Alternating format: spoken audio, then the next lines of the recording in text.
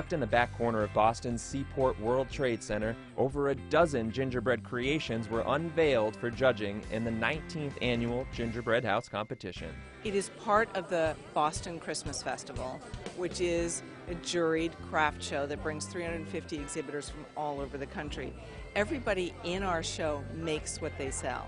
And so we said, you know, there's the whole culinary arts world, and why don't we see how we can bring them into it as well? The houses are donated by the bakers and then auctioned off for charity, sometimes selling for over $1,000 a house.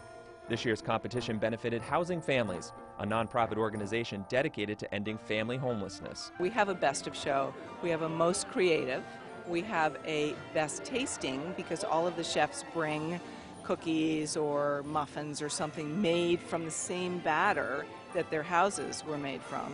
So we have a lot of different categories that qualify for winning. The competition is so strong, and it continues to amaze me every year how much intricate work goes into these, from the houses and the architecture to the little tiny details to the characters that they put inside.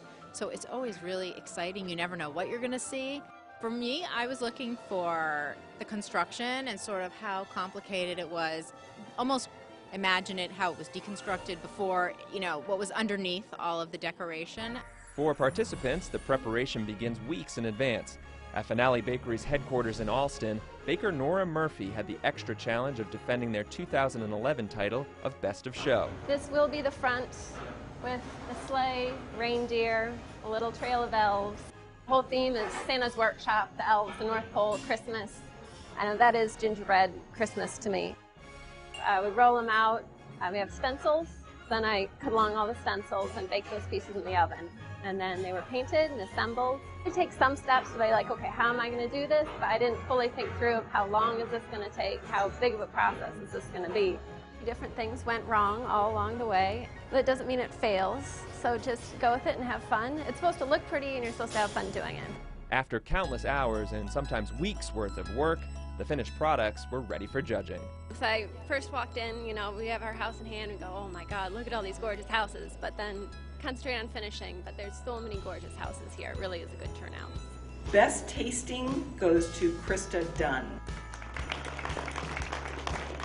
Number 11 won for most creative, and that's Cakes for Occasions. For Kids' Choice, Masonry Doctors. For Best Decorations, Finale Restaurant. I didn't go home last night in order to get it all done and complete. First time, best decoration, I think that's pretty good.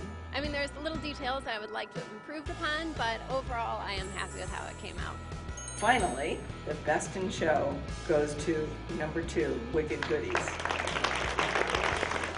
It starts out in paper. I make the whole thing out of cardboard. I just kind of wing it. Cut it out until it looks the way I want it to look, and then each piece of cardboard is a template for each piece of gingerbread. It's organized chaos. It's a big mess more than anything else of gingerbread particles and icing all over the place, and I've gone to bed with icing on my elbows night after night. When I was a pastry chef for many years, made wedding cakes, so I'm used to my art being eaten. I like it that way because then I don't have to sweat the small stuff. This one's a little bit harder because it endures, so it's a lasting thing that is on display. So every little mistake, I don't want to have to see it.